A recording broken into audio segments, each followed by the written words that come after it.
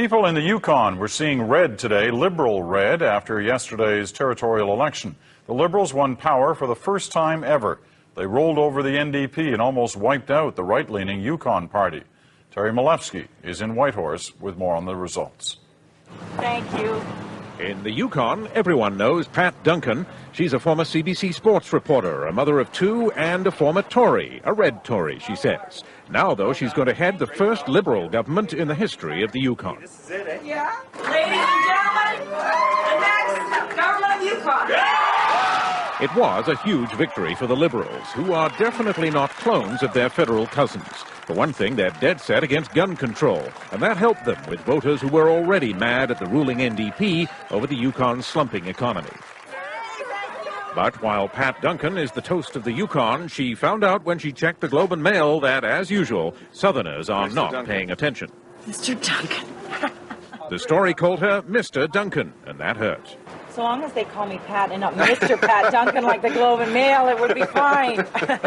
But right now things are not fine in the Yukon. It's 500,000 square kilometers of unrealized potential.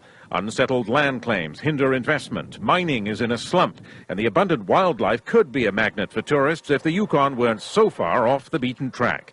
Pat Duncan says she can turn things around. We are a centrist party, very much supportive of the land claims and supportive of the balanced approach to development.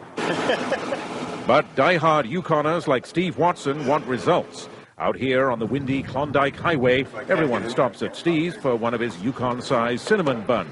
But business is slow. Like Alberta's booming and Alaska's booming, and we're just sort of stuck. Trucker Mike Craig, though, is optimistic. The Liberals being voted in was what we needed for the territory. But here in Whitehorse, the main landmarks are the Prospector statue and the federal building, from which comes 77% of the Yukon government's budget. It's Ottawa that will have to pay for land claims and help get the economy moving here. So Pat Duncan is going to need friends down south. Mr. Duncan 40 also said, however, Mr. Duncan again. Soon, she hopes, the rest of Canada will know who she is and help her get the Yukon back on track. Terry Malevsky, CBC News, Whitehorse.